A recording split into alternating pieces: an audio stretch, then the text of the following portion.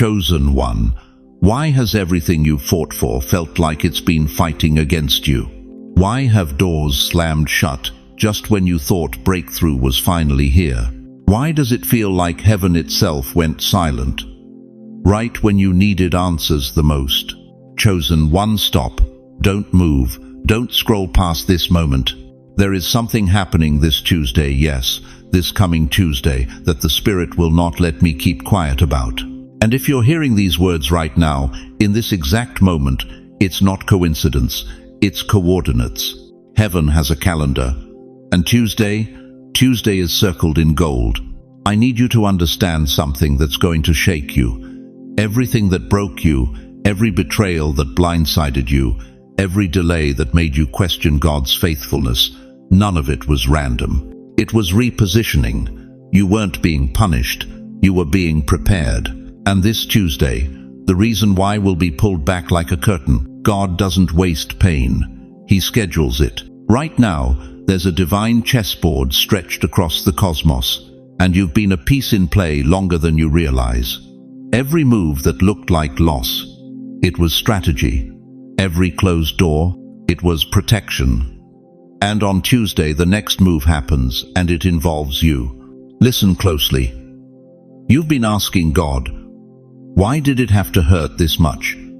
Tuesday is when heaven answers. I know some of you feel it already, that weight in your chest, that stirring you can't explain. That's not anxiety, beloved, that's anticipation. Your spirit recognizes what your mind hasn't caught up to yet. Something is being released on Tuesday that's been held in the courts of heaven with your name on it. If you sense it right now, if something in you just leapt, type, "I'm ready," in the comments. That's not just engagement. That's confirmation.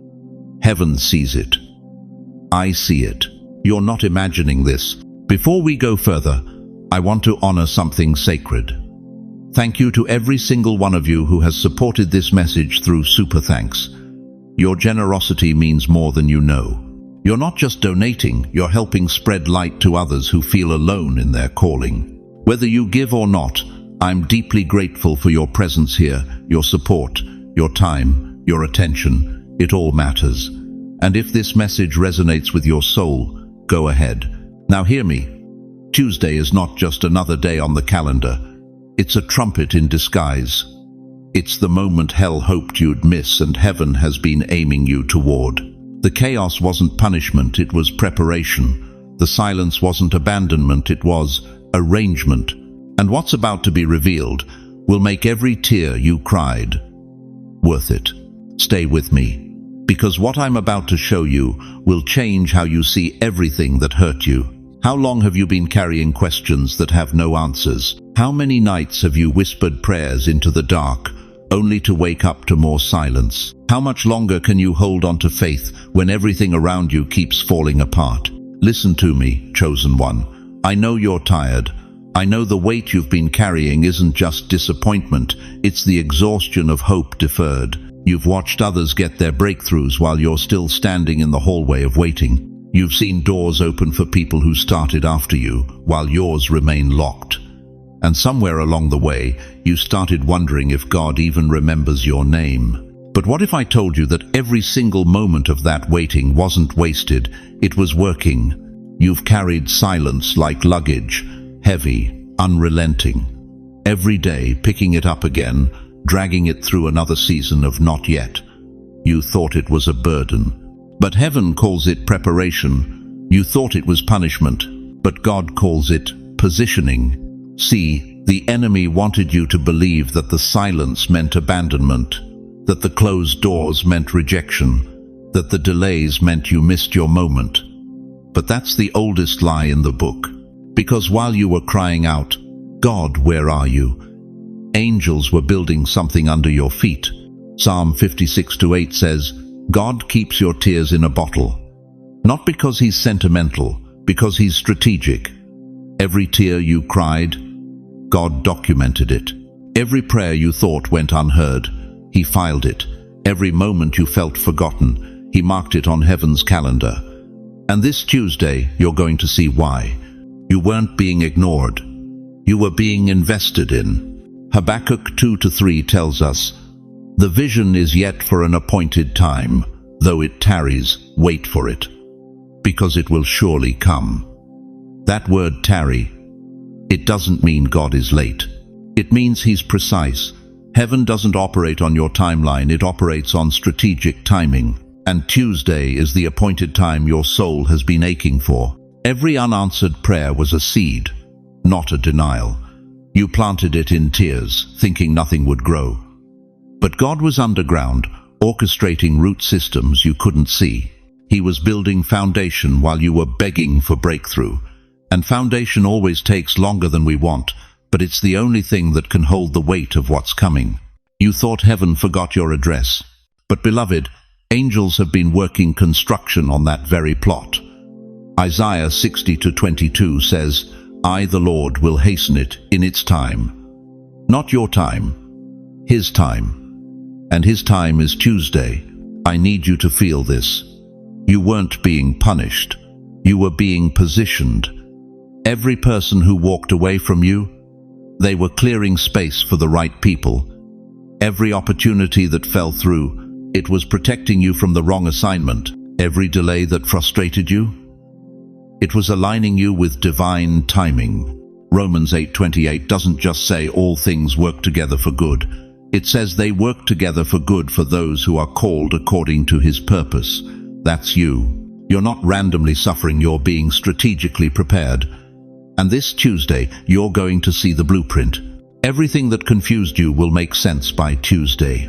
The betrayal that blindsided you 3 years ago, you'll see what God was shielding you from. The promotion you didn't get, you'll understand what He was promoting you toward.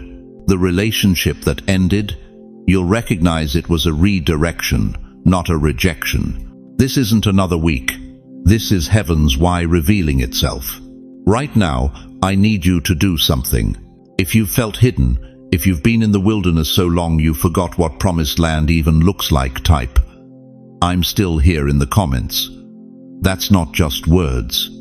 That's a declaration. That's you telling hell, "You didn't break me." That's you telling heaven, "I'm ready for what you've been building." Because here's what the enemy doesn't want you to know. Your breakthrough isn't coming despite the waiting. It's coming because of it. The waiting refined you. The silence strengthened you. The isolation prepared you for a level of assignment that requires that exact version of you, the one shaped by fire, not comfort. And Tuesday is when you step into it. So here's my question for you.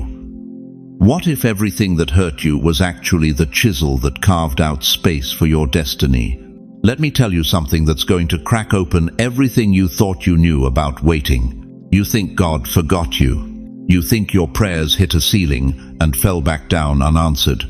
You think the delay means denial, but chosen one, what if I told you that every single second of silence was intentional?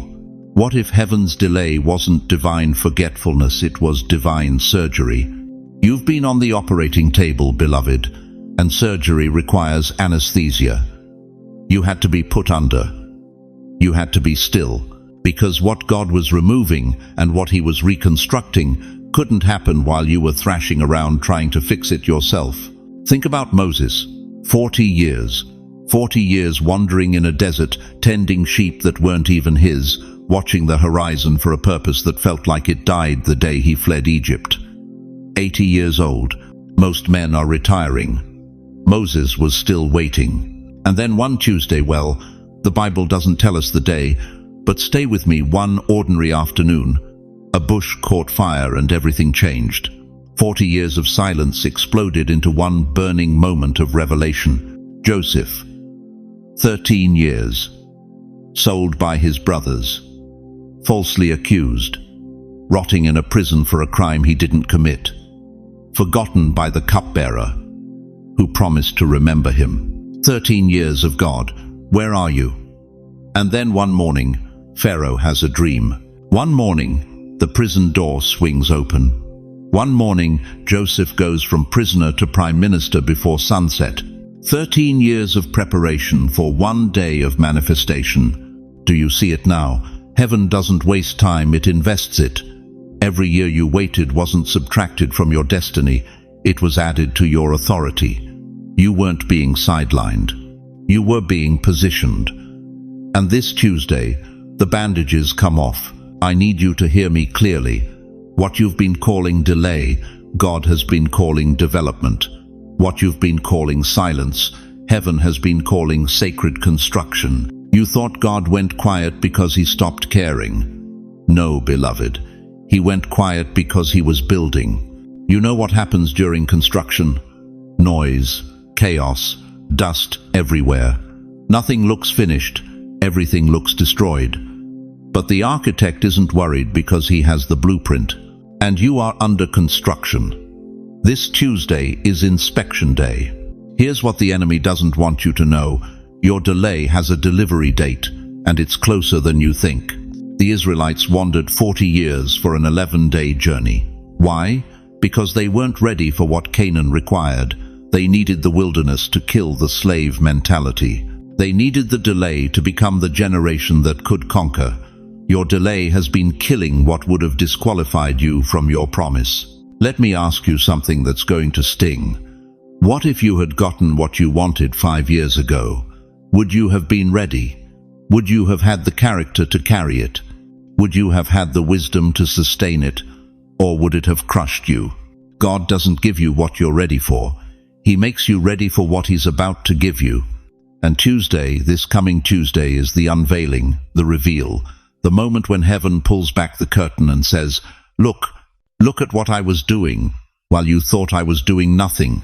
Ecclesiastes 3:11 says, he has made everything beautiful in its time, not in your time, in his time, and his time is Tuesday. Some of you are feeling something right now, a trembling, a knowing, a recognition in your spirit that you can't put into words. That's not nerves, beloved.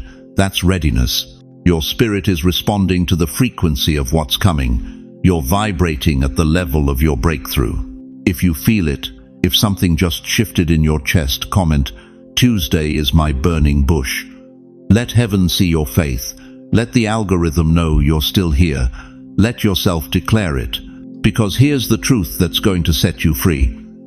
Heaven's silence wasn't neglect. It was sacred construction. God wasn't ignoring your cries. He was answering them in a dimension you couldn't see yet. And this Tuesday, the veil gets thin. The invisible becomes visible. The hidden becomes revealed. Your burning bush moment is coming. Now let me show you what happens when a chosen one steps into their Tuesday unprepared. Because there's a warning attached to this promise, and you need to hear it before the moment arrives. Now let me tell you something that's going to stop your heart for a second. Tuesday isn't symbolic, it's literal. In the realm of the spirit, Tuesday carries a frequency that hell trembles at, and heaven has been waiting to release. And I need you to track with me here, because what I'm about to show you will unravel every question you've been asking God in the dark. Do you remember what happened on the third day in Scripture? Genesis 1:9-10. God spoke, and the waters that covered everything, chaos, formlessness, confusion, were gathered. And for the first time, land appeared, dry ground, solid footing, clarity where there was only flood. Beloved, you've been underwater. You've been drowning in uncertainty, gasping for answers, treading water while everyone around you seemed to walk on solid ground. But Tuesday, this Tuesday, is your third day. The waters are being commanded to pull back. And what's been hidden beneath the surface? It's about to break through. Jesus didn't rise on Sunday by accident. He rose on the third day, after the crucifixion, after the burial, after the silence that made disciples question everything they believed. And on that third day, death lost its grip, the tomb couldn't hold him, and resurrection became proof. If your crisis started on Sunday, then Tuesday is your resurrection morning. Let me ask you something that's going to pierce you. What if every delay you've suffered wasn't God ignoring you, but God positioning you? What if the doors that slammed in your face were actually walls being built to protect you from a path that would have destroyed you 3 miles down the road? You've been crying out, God, where are you? But heaven's been answering, not yet, Tuesday. Here's what the enemy doesn't want you to know. God reveals his plans in patterns. The third day, the turning day. The moment when delay stops being punishment and becomes destiny. And Tuesday, in the spirit, is that hinge moment. It's not just another 24 hours on your calendar. It's a doorway carved into time itself. Listen to me closely. You've been subtracting, counting losses, tallying failures. You've looked at your life and said, God, I have less now than I did 2 years ago. Less hope, less faith, less strength. But here's the revelation that's going to shatter your despair. Tuesday is when heaven's math makes sense, when subtraction reveals multiplication. You lost the job because the business was about to collapse. You lost the relationship because they would have buried your calling. You lost the opportunity because God was clearing the stage for something you don't even have the capacity to imagine yet. And on Tuesday, you're going to see it. Not in theory, not in a sermon. In reality, the Apostle Paul said it in Romans 8:28, and you've heard it 1,000 times, but now it's about to become tangible. All things work together for good to those who love God, to those who are called according to his purpose.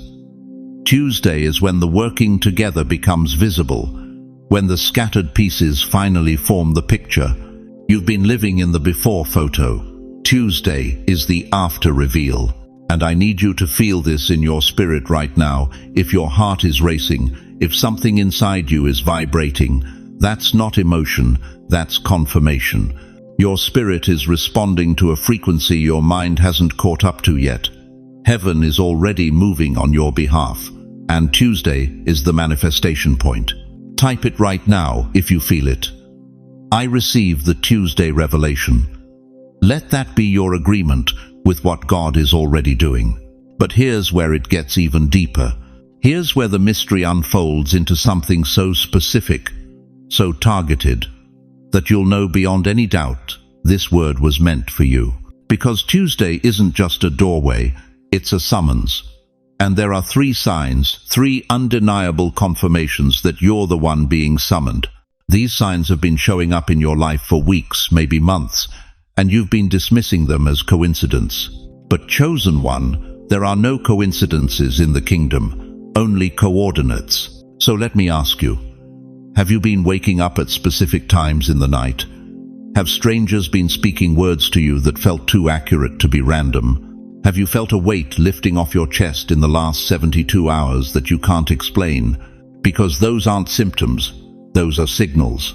And what I'm about to reveal next will show you exactly what heaven has been trying to tell you through them. You've been carrying something heavy, haven't you? Maybe it's the empty chair at your dinner table where your spouse used to sit. Maybe it's the phone that never rings anymore because your children have drifted into lives you don't recognize. Maybe it's the medical bills stacked on your kitchen counter, each one a reminder that your body isn't what it used to be. Maybe it's the bank statement that makes your hands shake, wondering how you'll make it through another month. And somewhere in the middle of all that pain, you've whispered the question that keeps you up at 3 a.m. God, why me? Let me tell you what heaven has been answering back, even when you couldn't hear it. Because I could trust you with this weight. You see, beloved, what you've been calling your greatest failure, God has been calling your greatest assignment. The very thing that broke you, it was breaking ground. You weren't falling apart. You were falling into place. Job 23:10 says, "But he knows the way that I take. When he has tested me, I will come forth as gold." Gold doesn't apologize for the fire. It thanks it. Your pain wasn't punishment. It was preparation. And this Tuesday, you're going to see exactly what it was preparing you for. Think about this. When a woman is in labor, the pain doesn't mean something's wrong. It means something's coming. Every contraction, every scream, every moment she thinks she can't take another second, that's not destruction, that's delivery. Pain is the midwife of purpose. And you, chosen one, have been in the delivery room longer than you realized. Those dreams you buried, they weren't dying, They were planting themselves in future soil. Psalm 126:5 promises, "Those who sow in tears will reap with songs of joy." You've been sowing. Tuesday is when you start reaping. I need you to hear this with everything in you. Your scars are not your shame. They are your credentials. The Apostle Paul didn't hide his beatings, his shipwrecks, his persecution. He wore them like a resume. 2 Corinthians 12:9-10 records God telling him, "My grace is sufficient for you, for my power is made perfect in weakness." Paul's response, "Therefore I will boast all the more gladly about my weaknesses, so that Christ's power may rest on me." Your weakness wasn't your disqualification, it was your authorization. Every time you felt abandoned in the cave of confusion, God was teaching you in the classroom no seminary could offer. David didn't learn to be king in a palace. He learned it in a cave, running from Saul, surrounded by the broken and desperate. 1 Samuel 22:2 says, "All those who were in distress or in debt or discontented gathered around him, and he became their commander." Your cave wasn't isolation, it was installation. You were being made into who Tuesday needs you to be. Now let me speak to the deepest wound, the one you don't talk about, the loss that still makes you flinch when someone mentions it, the betrayal that taught you people aren't safe, the diagnosis that made you feel like God forgot your address. John 16:21 says, "A woman giving birth to a child has pain because her time has come, but when her baby is born, she forgets the anguish because of her joy that a child is born into the world." You've been in anguish, but something is being born. That financial collapse, it wasn't the end of your provision, it was the end of your dependency on the wrong source. That relationship that fell apart, it wasn't the loss of your future, it was the removal of what would have blocked it. That health crisis, it wasn't a curse. It was a recalibration of what you were built to carry. God doesn't waste ingredients. Every tear, every sleepless night, every moment you thought you couldn't go on, heaven was collecting them. Psalm 56:8 says, "You keep track of all my sorrows. You have collected all my tears in your bottle. You have recorded each one in your book." Do you hear that? God has been recording this. Not ignoring it, not dismissing it, recording it, because every heartbreak was an ingredient in your Tuesday miracle. The reason you had to go through hell is because something in heaven needed you fireproof.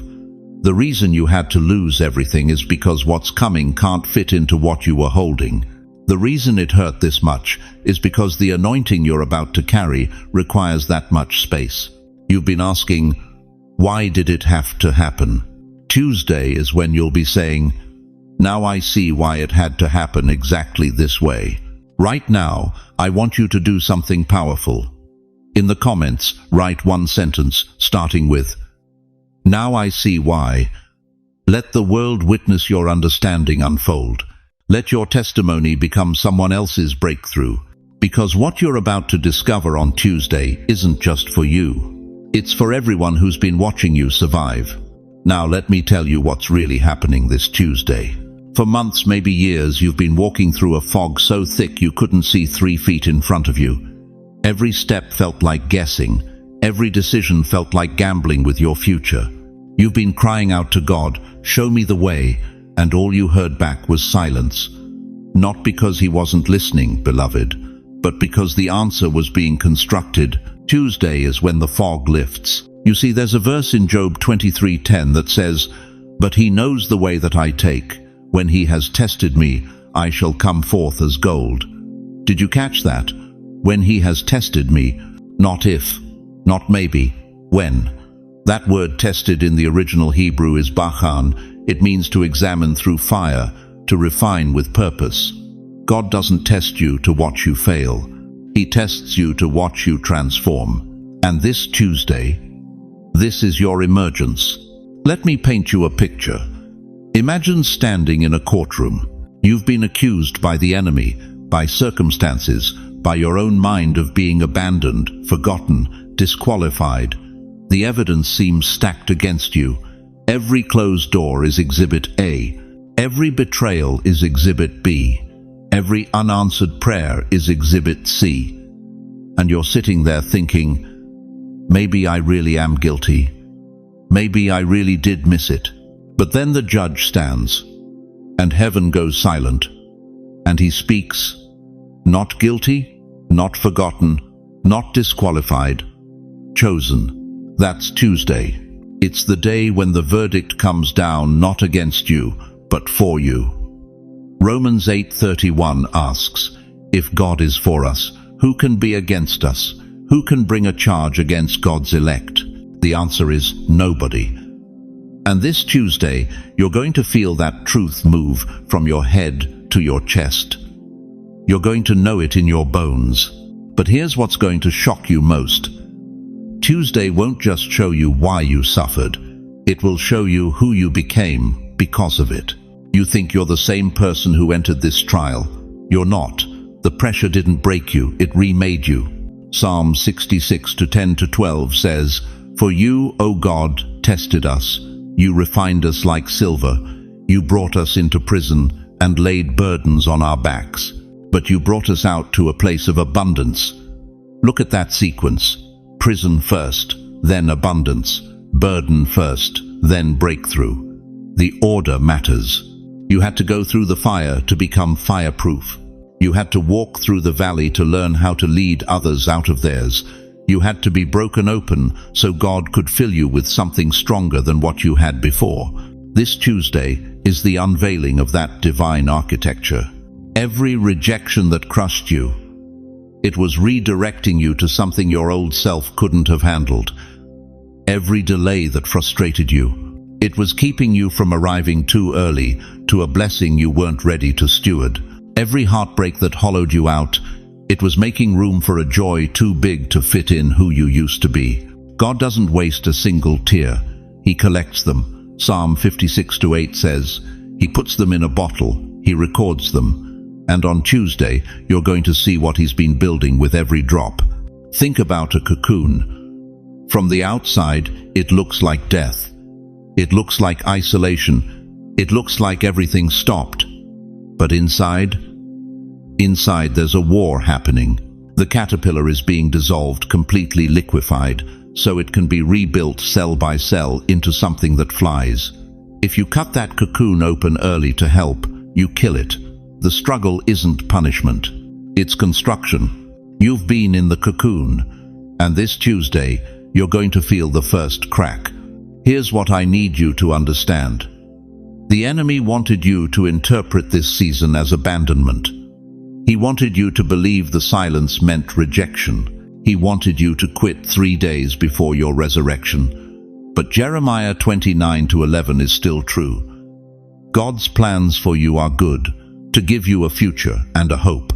Not a future and a question mark. A future and a hope. And hope is about to get a face, a name, a date. This Tuesday will reveal the map. You'll see how every twist, every turn, every dead end was leading you to here. You'll see why that person had to leave because they would have blocked who's coming. You'll see why that door had to close because you would have settled for bronze when God was preparing gold. You'll see why you had to be hidden because the enemy was watching and God was protecting the promise growing inside you. Isaiah 55:8-9 says, my thoughts are not your thoughts, neither are your ways my ways. As the heavens are higher than the earth, so are my ways higher than your ways. You've been trying to understand God's plan from ground level. This Tuesday, he's taking you to the rooftop. So let me ask you this. Are you ready to stop seeing your past as punishment and start seeing it as preparation? Are you ready to let Tuesday rewrite the story you've been telling yourself about why things fell apart? Because what's coming isn't just clarity, it's vindication. So, now you know. Tuesday isn't just coming, it's arriving with purpose. But here's where most people miss it, chosen one. They receive the revelation, and then they do nothing with it. They go back to the same routines, the same complaints, the same doubt-filled prayers, and the moment passes them by like a train they were meant to board. I need you to hear me clearly. Revelation without response is just religious entertainment, and you weren't brought to this moment to be entertained. You were brought here to be activated. Because here's what the enemy doesn't want you to realize: when heaven reveals why something happened, it's not so you can make peace with your past, it's so you can step into your future with authority. Tuesday isn't about looking back and finally understanding. Tuesday is about looking forward and finally moving. Let me ask you something, and I want you to be honest with yourself. How many times has God shown you something powerful, given you a word, stirred your spirit, and you felt it deeply? But then Tuesday turned into Wednesday, Wednesday into Thursday, and by Friday you were right back in the same cycle? Why does that happen? Because we treat God's revelations like inspirational moments instead of marching orders. We say amen, but we don't say yes. We feel moved, but we don't move. Not this time. Psalm 37:23 says, "The steps of a good man are ordered by the Lord." Not suggested, not recommended, ordered. That means Tuesday isn't optional. It's an assignment, and assignments require action. So here's what I'm asking you to do, and I'm not asking lightly. I'm asking as someone who has watched too many believers stand at the edge of their breakthrough and then step back because they weren't ready to walk differently. This Tuesday, I want you to start your day on your knees before you start it on your feet, before you check your phone, before you pour your coffee, before you step into the noise of the world. Start in prayer. Not a quick bless this day prayer, a warfare prayer. A God, I'm ready for what you're about to reveal prayer. A not my will but yours prayer. Because if you start Tuesday distracted, you'll miss what's being handed to you. Second, I want you to speak gratitude instead of regret. All day Tuesday, every time your mind tries to drag you back to what went wrong, what you lost, who hurt you, I want you to intercept that thought and say out loud, "Thank you, God, for what I didn't understand then, but I'm beginning to see now." Isaiah 43:19 says, "Behold, I will do a new thing, now it shall spring forth." You can't step into the new thing if you're still rehearsing the old thing. Gratitude is the bridge. Walk across it. Third, I want you to bless 3 people intentionally on Tuesday. Text them, call them, pray for them. It doesn't have to be long, but it has to be deliberate. Because here's a kingdom principle most people miss. When you become a conduit of blessing, you position yourself to receive what's been held back. You can't hoard revelation. You have to release it. And when you bless others, heaven blesses you. Romans 8:11 tells us, "If the spirit of him who raised Jesus from the dead dwells in you, he who raised Christ from the dead will also give life to your mortal bodies through his spirit who dwells in you." Life doesn't just mean breath. It means resurrection power. It means dead things in your life coming back alive. Dreams you buried, hopes you surrendered, callings you walked away from. Tuesday is Resurrection Day for some of you, but you have to cooperate with what God is doing. Fourth, I want you to journal this sentence and then finish it. What I see clearly now is, write it down. Let the Holy Spirit guide your hand.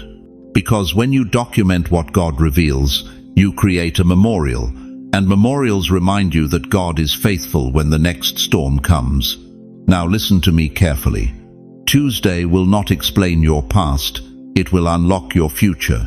There's a difference. Explanation gives you closure, unlocking gives you access. And what you're about to access has been sealed until now because you weren't ready. But you are now. The suffering matured you, the silence strengthened you, the waiting positioned you. This Tuesday, the lock turns. The door swings open. And what you walk into will make sense of everything you walked through. But you have to walk. God won't carry you into what He's already empowered you to step into. So right now, if this word just hit your spirit like a lightning bolt, I want you to type AMEN in the comments. Not as a formality, as a yes, as a God, I receive this, I'm ready, I'm moving. And if you know someone, Maybe it's a friend, maybe it's family, maybe it's someone you haven't spoken to in years who needs to hear this before Tuesday comes. Share this video. Don't let them miss their moment because you stayed silent. Finally, subscribe and stay awake. Because what heaven is about to reveal next is going to blow the doors off everything you thought you knew. Tuesday is coming. Are you ready to meet it? Tuesday came, and now you're standing in the aftermath. But here's what's shaking your soul right now. It doesn't feel like victory. It feels like silence. Heavy silence. The kind that makes you wonder if you heard God right in the first place. Chosen one, let me tell you what's really happening. You're not lost. You're recalibrating. Think about it. When Moses came down from the mountain, his face glowed so bright, the people couldn't even look at him. Exodus 34-29 says he didn't even know his own face had changed. That's what happens when you've been in the presence of revelation. You don't recognize yourself anymore, and that disorientation you feel, that's not confusion. That's transformation in progress. Heaven doesn't hand you clarity and then walk away. It hands you clarity and then watches to see what you'll do with it. Tuesday wasn't the end of your story. It was the sound check. The real concert is about to begin. You see, there's a difference between revelation and activation. Revelation is when God shows you the blueprint. Activation is when He hands you the hammer. And right now, in this quiet, in this strange, unsettling peace, you're being activated. But I need you to hear something that's going to sting before it heals. Most people never make it past this part. They get the revelation on Tuesday. They feel the fire. They sense the shift, and then when the noise dies down and the room gets quiet, they panic. They think God left. They think they imagined it. They go back to the old life, the old patterns, the old pain. Because silence feels safer than obedience. Don't you dare do that. Isaiah 30-15 says, "In quietness and trust is your strength, not in the thunder, not in the earthquake, not in the fire, in the quiet." Elijah learned that in 1 Kings 19.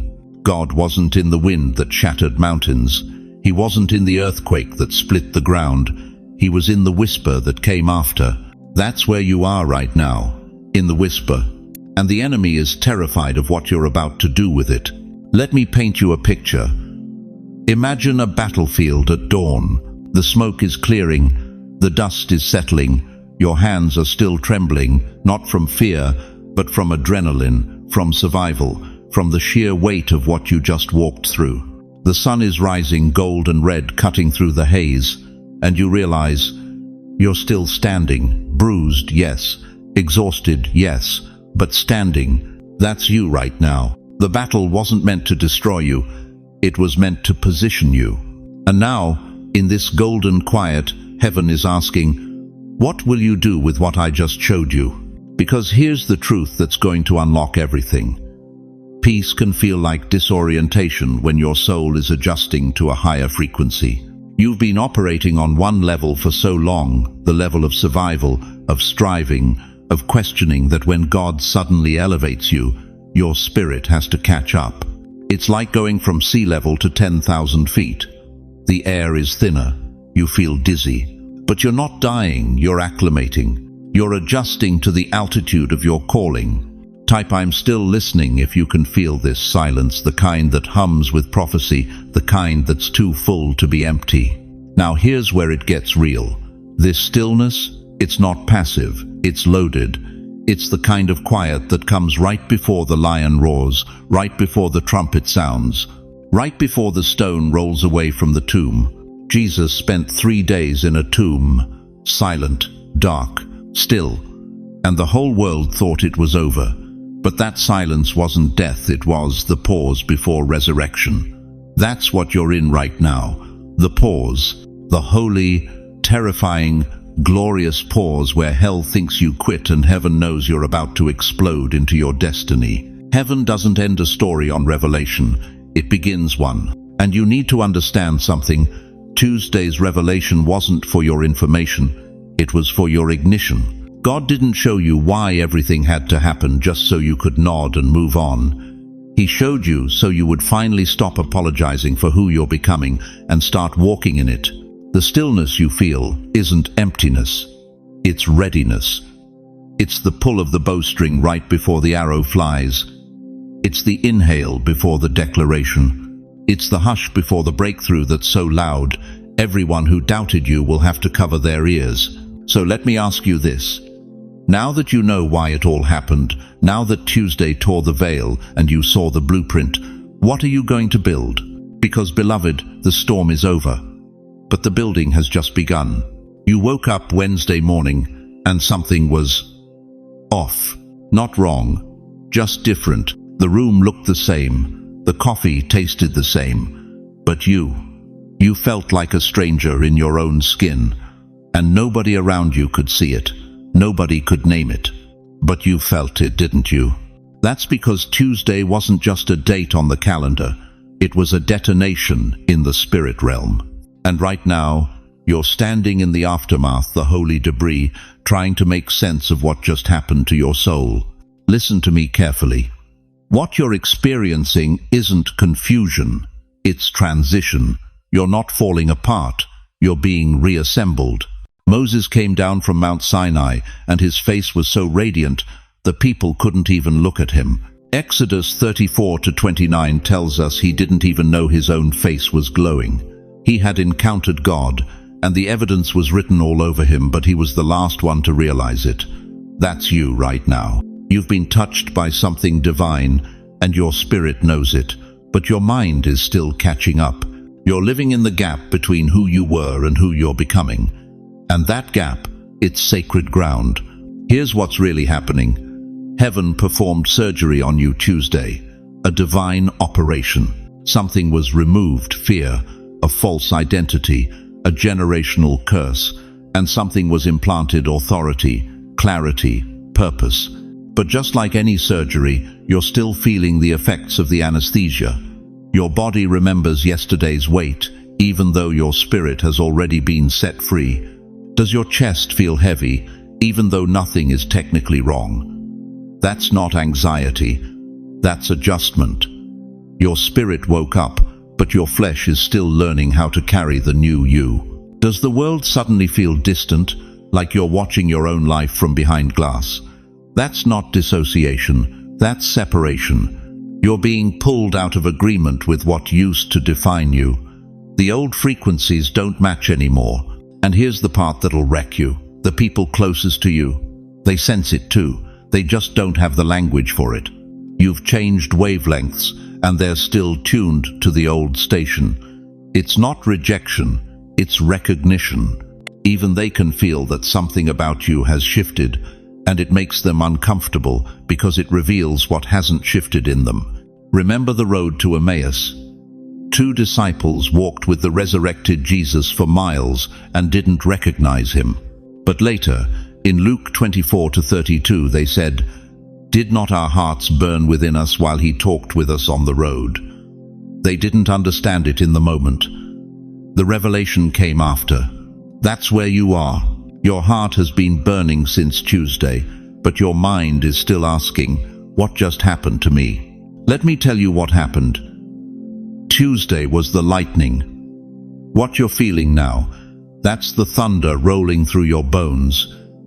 Lightning strikes fast, instantaneous, blinding, undeniable.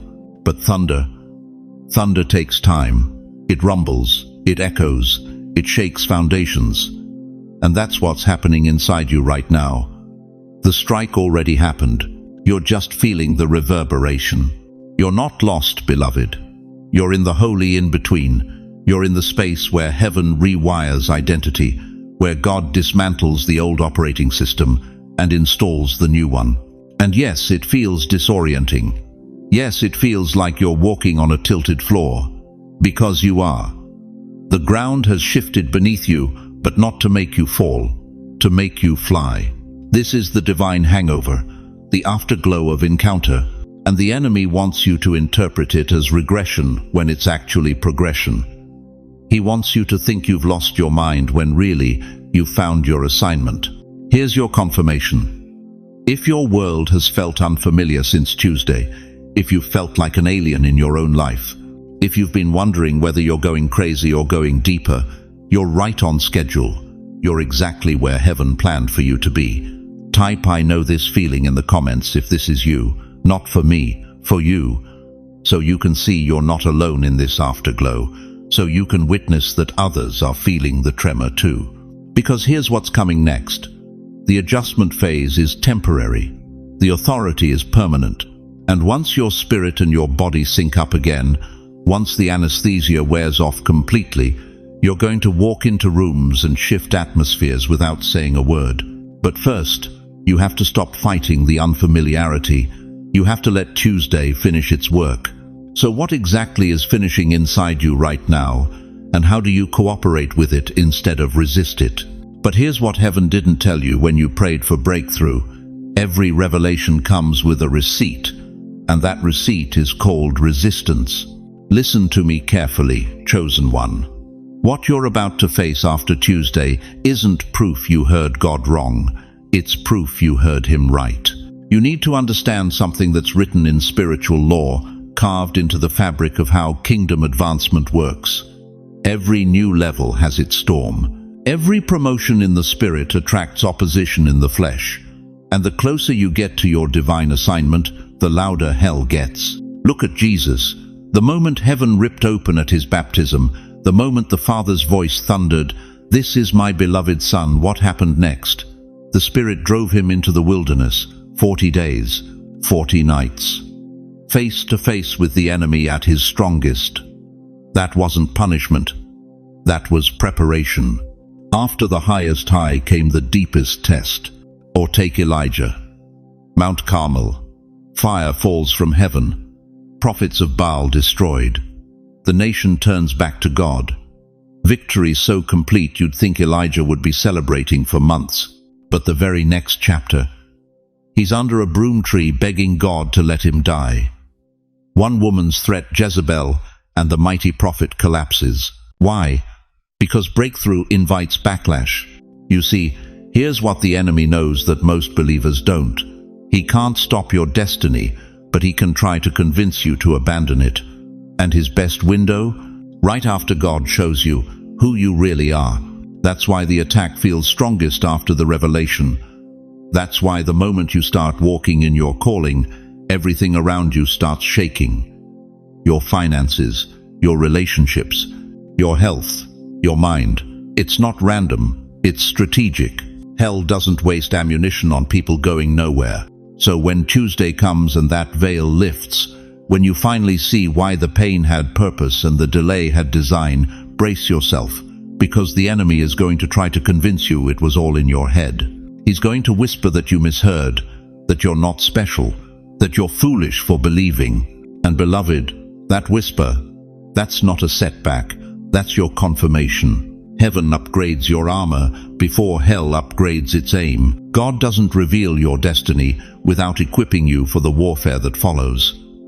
The Tuesday revelation didn't just open your eyes, it painted a target on your back. And that target, it's a badge of honor. You think you're under attack? No. You're under refinement. God is allowing the pressure because He's preparing you for the weight of what He's about to release. You can't carry tomorrow's anointing with yesterday's character. The test isn't meant to destroy you, it's meant to develop you. David had to face Goliath before he could wear a crown. Joseph had to survive the pit and the prison before he could rule Egypt. Paul had to be blinded on the Damascus road before he could see clearly. And you have to walk through this fire so you can lead others out of theirs. The resistance you're feeling isn't evidence that you're off track. It's proof that you're on target. So let me ask you something, and I need you to answer this honestly in your heart. What if the chaos you're experiencing right now isn't God's absence but His presence doing surgery? What if the storm isn't meant to sink you, but to reveal what you're made of? Because here's the truth that will set you free. The enemy only fights battles he thinks he might lose. If you weren't a threat, he'd leave you alone. But you are a threat. And Tuesday's revelation is going to make that undeniable. So, when the test comes, and it will come, I need you to recognize it for what it is. Not a sign you failed, a sign you advanced. Every giant you face is proof of the territory you're about to take. Every lie whispered in your ear is evidence of the truth you're about to proclaim. Every setback is set up for a comeback that will make hell regret ever targeting you. This is not the time to retreat. This is the time to roar. I want you to say this out loud right now, with authority. This resistance is my proof I've advanced. Say it again. Let it sink into your spirit. Because, chosen one, you're not being attacked, you're being positioned. And what's coming after this test will silence every voice that doubted you. But you have to survive the wilderness to reach the promised land. You have to endure the fire to emerge as gold. And that brings me to what you need to do before Tuesday arrives. Let me ask you something that's going to turn everything upside down. What if nothing you went through was wasted? What if every closed door, every silent prayer, every night you cried yourself to sleep, wondering if God had forgotten your name? What if all of it was intentional preparation for something so massive that you needed to be broken down before you could be built up for it? You see, chosen one, you've been living in what I call the divine rehearsal, and you didn't even know it. Think about Broadway. Think about those grand stages in Manhattan where performers train for months, sometimes years, before opening night. They rehearse the same scenes over and over in empty theaters. No applause, no recognition, just the work, just the discipline, just them and the director, perfecting every line, every movement, every moment, until it becomes muscle memory. That's been you. You've been performing scenes for an audience of one, not knowing that heaven has been watching your faith in secret rehearsals. Every time you chose forgiveness, when bitterness made more sense, that was a rehearsal. Every time you praised God when your bank account said panic, that was a rehearsal.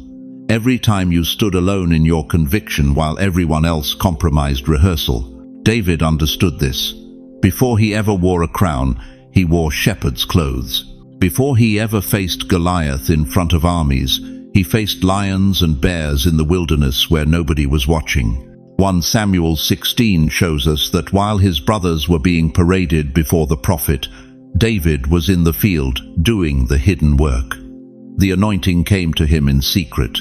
The rehearsal happened in obscurity. God was training him for a stage he couldn't yet see. And beloved, he's been doing the same with you. That betrayal that nearly destroyed you, that was rehearsal for the authority you'll need when real opposition comes. That financial devastation that humbled you to dust, rehearsal for the stewardship of resources heaven is about to release. That season when you felt abandoned by everyone, including God, rehearsal for the kind of faith that moves mountains when crowds gather and critics watch. You weren't being buried, you were being planted. Now here's what's shaking me to my core. Tuesday wasn't the premiere. Tuesday was the final dress rehearsal before the curtain rises on something eternal. Matthew 25 talks about faithful servants who were given responsibility over a few things before being entrusted with much. The master didn't promote them because they were talented. He promoted them because they were faithful in the hidden season. They treated the rehearsal like it was the real show, and because they did, they qualified for the real show. Chosen one, your pain had a purpose, your isolation had an audience, your tears were not ignored, they were recorded. Psalm 56:8 says God keeps our tears in a bottle. Why? Because He's documenting the rehearsal. He's keeping evidence of your faithfulness when no one else was watching. And now the lights are about to come up. Everything you rehearsed in pain, you're about to perform in power. Every skill suffering taught you, every wisdom loneliness whispered to you, every endurance heartbreak built in you, it's all about to be deployed, not wasted, weaponized. The enemy thought he was destroying you. He had no idea he was training you. Hell miscalculated. It thought the rehearsal would break you. It didn't realize the rehearsal was building you for a performance that would wreck demonic kingdoms. Tuesday is when heaven says, rehearsal's over. It's showtime. This is why you couldn't understand the season you were in. This is why nothing made sense. This is why people walked away and doors closed and prayers seemed to bounce off the ceiling. You were backstage. The audience couldn't see you yet, but the director was perfecting every detail, every movement, every line. And beloved, you passed. You didn't quit when it made sense to quit. You didn't curse God when you had every earthly reason to. You held on when holding on seemed foolish. That wasn't weakness. That was the rehearsal that qualified you for the real assignment. So let me tell you what's about to happen. The curtain is rising. The lights are warming up. The audience, both heaven and earth, is about to see what God has been preparing in you behind the scenes. And when you step onto that stage, you won't be nervous. You'll be ready, because you already performed this in the dark. The rehearsal is over. The unveiling is here. If this revelation just hit you like lightning, if something in your spirit just stood at attention, type "I was rehearsing and didn't know it right now." Let heaven see your acknowledgement. Let the enemy know you just figured out his plan failed. Because what's coming next isn't just breakthrough, it's demonstration, and you've been trained for this exact moment. Now listen carefully, chosen one, because what I'm about to tell you will determine whether you keep what heaven gave you on Tuesday or lose it by Wednesday. After every divine encounter, after every fire from heaven, after every moment when God pulls back the veil and lets you see what he's been doing, the enemy doesn't attack with a roar. He attacks with a whisper. You need to understand this. The devil isn't afraid of your revelation. He's afraid of what you'll do with it. So he sends whispers. Subtle, quiet, disguised as concern, as logic, as the voices of people who care about you. Was it really God? Maybe you're reading too much into it. Don't get your hopes up again. You know how this ends. These aren't random thoughts, beloved. They're assignments, deployed specifically to steal your glow before it becomes a flame. Think about it.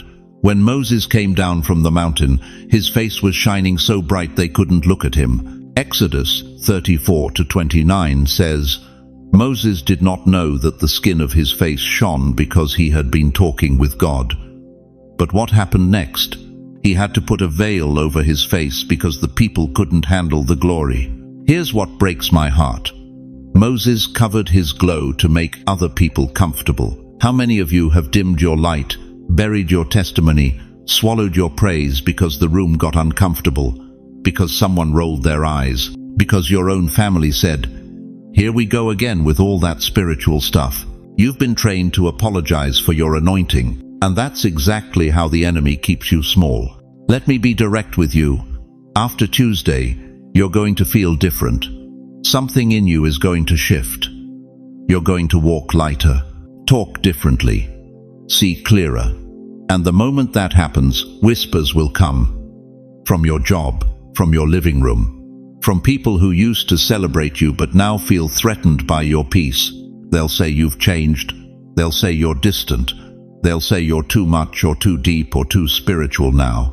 Good, because Proverbs 4:23 warns us, "Guard your heart above all else, for it determines the course of your life." That word guard in Hebrew is natsar. It means to blockade, to protect with military force.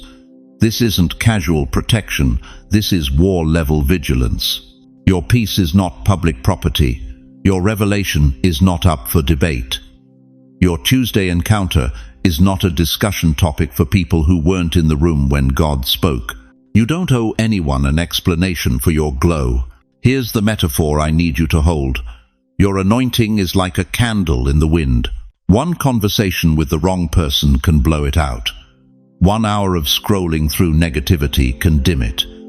One phone call with someone who drains you can make you question everything heaven just confirmed. Jesus knew this. After he was baptized and the heavens opened and the Father's voice thundered, "This is my beloved Son," what happened next? Matthew 4:1 says, "Then Jesus was led by the Spirit into the wilderness to be tempted by the devil." Immediately after the divine encounter, the test came. Not a month later, not when he was ready. Immediately. The enemy doesn't wait. He strikes while the oil is still fresh, while the memory is still warm, while you're still processing what just happened. Because he knows. If he can get you to doubt it now, he can neutralize it before it ever bears fruit. So here's what you do.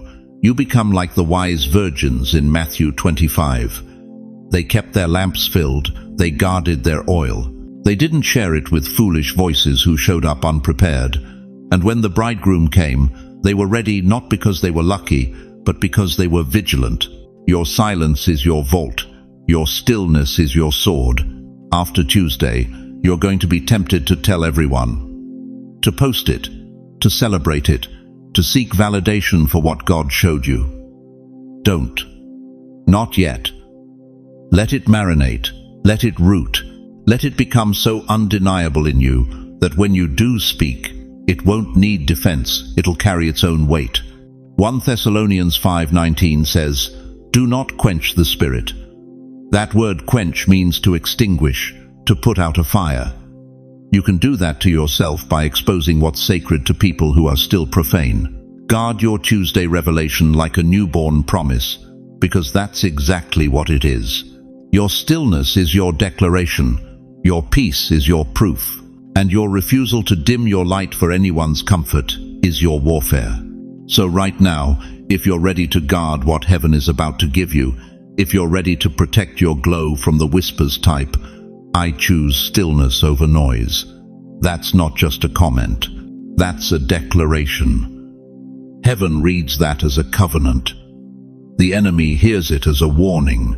But here's what you need to know next. Guarding your glow isn't enough, because Tuesday isn't just about you. Now let me tell you something that's going to shake the ground beneath your feet. You thought this was just happening to you. You thought you were the only one who felt that tremor on Tuesday, that shift in the atmosphere, that sudden clarity breaking through years of fog. You thought you were alone in this, but chosen one, lift your eyes higher, widen your vision. Because what happened to you on Tuesday wasn't an isolated incident, it was a synchronized awakening across this entire nation. Right now, as I speak these words, there are thousands of chosen ones scattered across America who felt the exact same thing you did, the same weight lifted, the same door unlocked, the same divine whisper that said, "It's time." From the shores of Maine to the coasts of California, from the plains of Texas to the mountains of Colorado, seniors, God's remnant generation, are waking up like torches being lit in the darkness. One by one, city by city, state by state. This isn't coincidence. This is convergence. The prophet Joel saw this moment. Listen to what he declared. "And it shall come to pass afterward, that I will pour out my spirit on all flesh. Your sons and your daughters shall prophesy. Your old men shall dream dreams. Your young men shall see visions." Joel 2:28. Your old men shall dream dreams. Did you catch that? God specifically mentions the elders, the seniors, the generation that the world tried to push aside, told you your time was over, convinced you that your best days were behind you. But heaven had a different plan. Tuesday was the ignition point, the moment God said, "Now, release them now." And you felt it, didn't you? That surge, that knowing, that unstoppable sense that everything you've been through, every loss, every setback, every lonely night was preparing you for this exact moment. Isaiah prophesied about you. "Arise, shine, for your light has come, and the glory of the Lord has risen upon you. For behold, darkness shall cover the earth, and thick darkness the peoples. But the Lord will arise upon you, and his glory will be seen upon you." Isaiah 60:1-3. Darkness is covering the earth right now. Turn on the news. Look at the chaos, the confusion, the fear spreading like wildfire. But in the middle of all that darkness, God is raising up a remnant. And that remnant, it's you. You're not retired from heaven's army. You're being recommissioned. Picture this with me. A map of America spread out before the throne of God. And across that map, lights are turning on, not randomly, strategically. Chicago, Atlanta, Phoenix, Seattle, Miami, Philadelphia, Houston. Lights flickering on like stars piercing through the night. Each light is a chosen one who heard the call on Tuesday and said yes.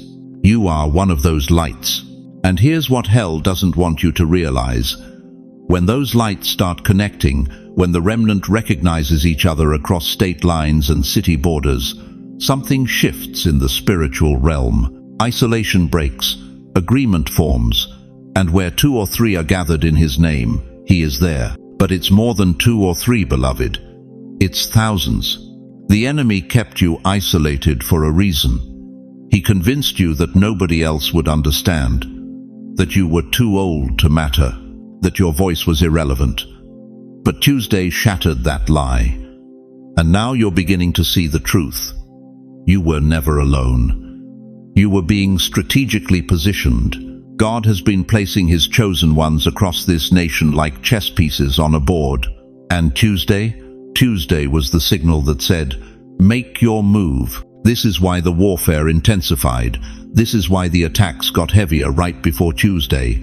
Because hell knew what was coming. They knew that once you woke up, once you connected with the others, the game would change. So let me ask you something, and I want you to answer honestly.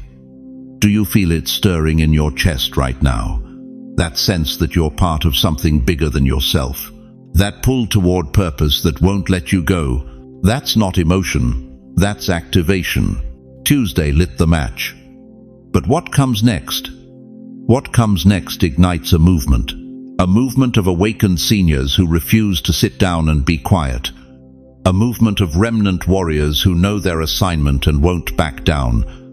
A movement that hell fears and heaven has been waiting for. And it starts right here, right now. I want you to do something bold. I want you to step out of the shadows and let the remnant see you. Type your city and state in the comments below. Let's see how far this awakening has spread. Let's watch as the map lights up before our eyes. Chicago, Illinois, Phoenix, Arizona, Miami, Florida. Wherever you are, declare it. Because when you do, you're not just commenting, you're connecting, you're joining the convergence. And when the remnant sees each other across this land, something breaks in the spirit. So go ahead, type your city and state. Let heaven witness the roll call of the chosen. Because what happens next depends on whether you're willing to be seen. So now you know. Tuesday wasn't just a revelation. It was a recruiting day. Heaven didn't pull back the curtain on your past just so you could finally understand why you suffered.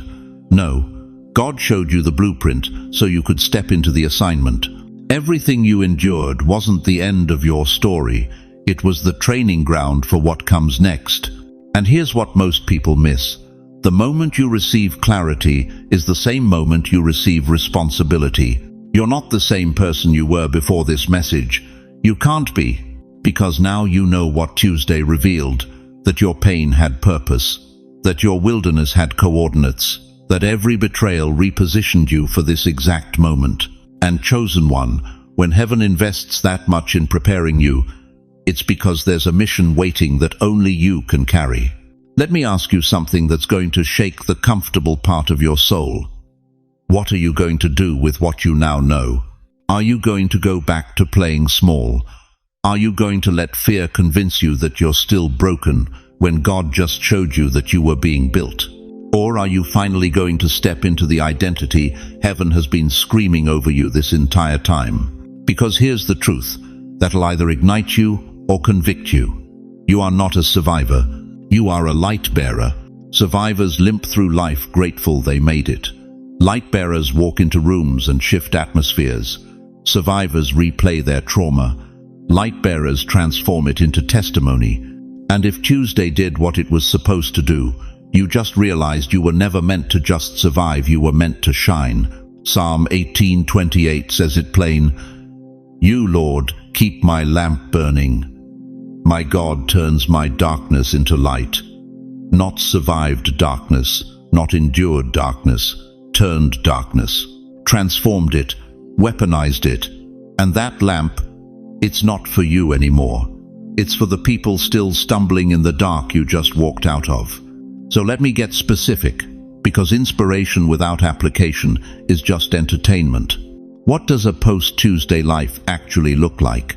It looks like forgiveness when everything in you wants to hold the grudge, because you now understand that the person who hurt you was a pawn on the same chessboard, and your freedom isn't tied to their apology. It looks like prayer that's no longer begging but partnering, because you've seen God's strategy and now you're praying with the plan, not against the process. It looks like kindness in rooms full of bitterness, not because you're naive, but because you carry a frequency hell can't jam. Every single day after Tuesday is a chance to live like someone who's seen behind the veil. But here's where it gets heavier. Here's where I need you to feel the weight of this. There are people in your life right now who are exactly where you were before Tuesday. They're confused. They're angry at God. They think their pain is proof they were abandoned, when it's actually proof they were chosen for something greater. And guess who heaven just certified to reach them? You. Not the preacher who's never been broken. Not the influencer with the perfect life. You with your scars and your story and your stutter and your struggle. Because the people in your world don't need polished. They need proof. And your life after Tuesday? That's the proof. Isaiah 61:3 says, God gives us a crown of beauty instead of ashes, the oil of joy instead of mourning, and a garment of praise instead of a spirit of despair. But look at the next part. It says you'll be called oaks of righteousness, a planting of the Lord for the display of his splendor. For the display. You're not just healed for your sake. You're restored so others can see what God does with broken things. That's your mission. That's why Tuesday mattered. That's why everything had to happen the way it did. Heaven didn't just explain your past, it recruited you for the future. So here's your final assignment, and I want you to take this seriously. I want you to write something publicly, whether it's in the comments, on your page, in your journal where others can see it, and I want you to declare this. My life begins after Tuesday. Not I hope things get better. Not maybe God has a plan. No, my life begins after Tuesday.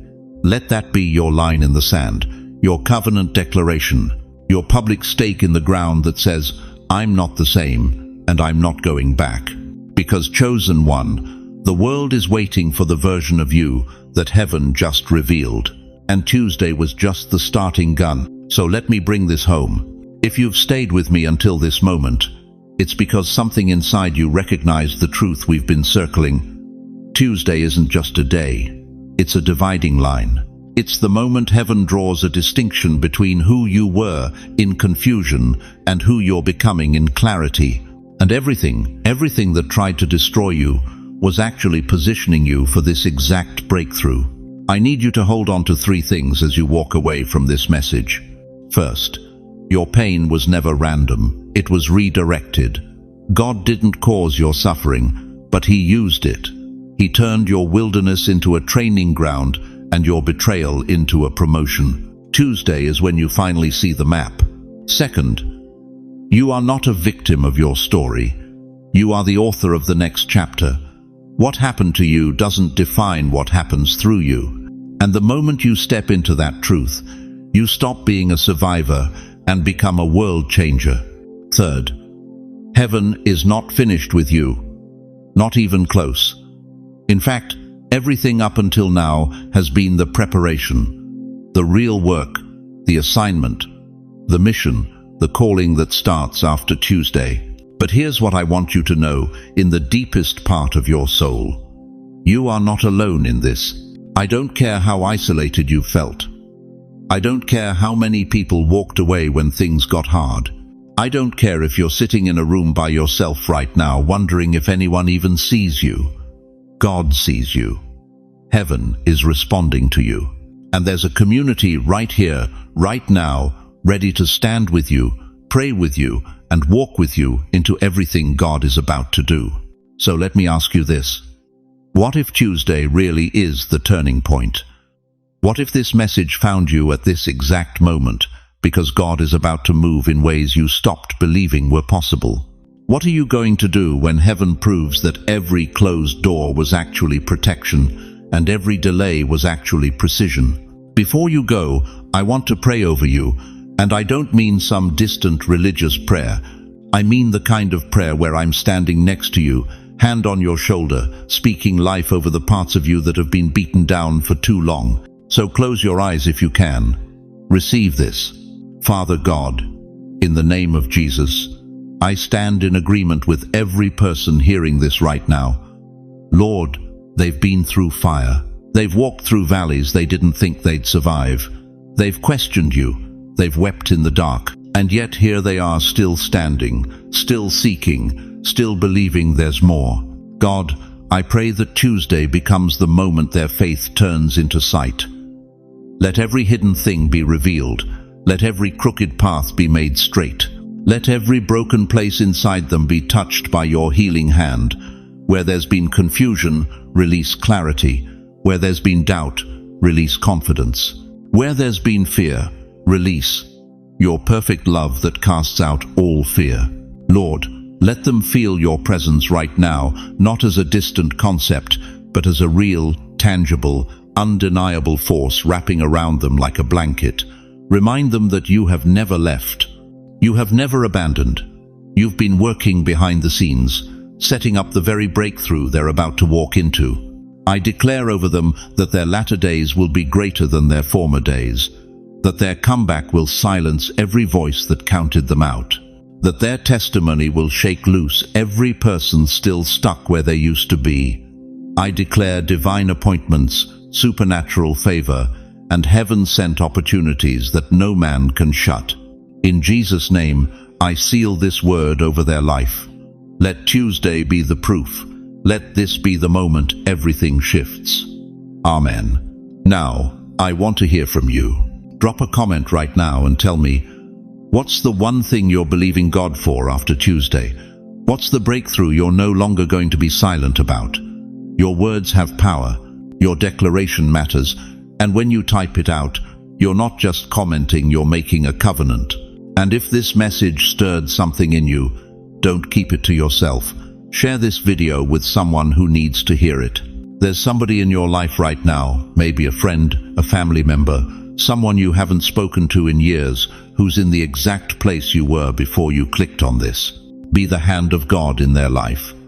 Send them this link. Let them know they're not alone. Let them know there's a community here ready to pray with them, stand with them, and believe with them. We're all in this together. And trust me, you're going to want to be part of this family when Tuesday comes. If this is your first time here, welcome. I'm so glad you found us. Make sure you subscribe to this channel and hit that notification bell, because what God is doing in this space is just getting started.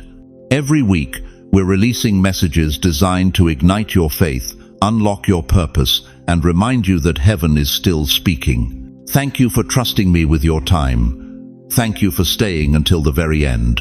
Thank you for being brave enough to believe that God's not done writing your story. Now go. Walk into your week like someone who knows Tuesday is coming. And when it does, remember, you were built for this.